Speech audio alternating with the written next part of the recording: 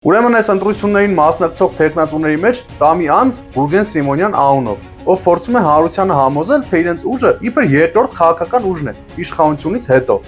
Միաժամանակ իրական երկրորդ տեղում գտնվող Ուժեղ Հայաստան կուսակցությանը վերագրելով 4-րդ հորիզոնականը։ Սակայն ռեալ դատող մարդիկ հասկանում են, որ նա նույնիսկ անցորդ 4%-անոց շեմը հաղթելու շանս չունի եւ պարզապես տեղեկատվական աղմուկ է ստեղծում մեկ հիմնական նպատակի համար՝ փոշիացնել Նիկոլի իշխանությունից դժգոհ մարդկանց ձայները։ Առավել հետաքրքիրն այն է, որ Գուրգեն Սիմոնյանը բավական հմտորեն թաքցրել է իր քաղաքական կենսագրության կարևոր հատված, այն փաստը, որ նա եղել է ՔՊԱ-կանի օգնական, եւ սա կանխամտածված կերպով թաքցվել է, որպեսզի ստեղծվի իբր անկախ եւ նոր քաղաքական ուժի պատրանք։ Բացի դրանից նա սերտ կապերի մեջ է ճակերտավոր արևմտամետ շրջանակների հետ, մասնավորապես Արամ Սարգսյանի, որը բացահայտ հայտարարել է, որ անցնելու դեպքում կոալիցիա են կազմելու Նիկոլենց հետ։ Մինչդեռ անցած ընտրություններին ձևանում էր ընդդիմադիր։ Հիմա փաստորեն հերթը Գուրգենինն է։ Այսինքն հասարակությանը փորձում են ներկայացնել իբր այլընտրանք, բայց ինչպես արդեն պարզեցին, դա այդպես չէ, եւ որ անցնելու դեպքում նա պատրաստ է դառնալ իշխանության հերթական հենարանը։ Չխաբվեք, ժողովուրդ ջան։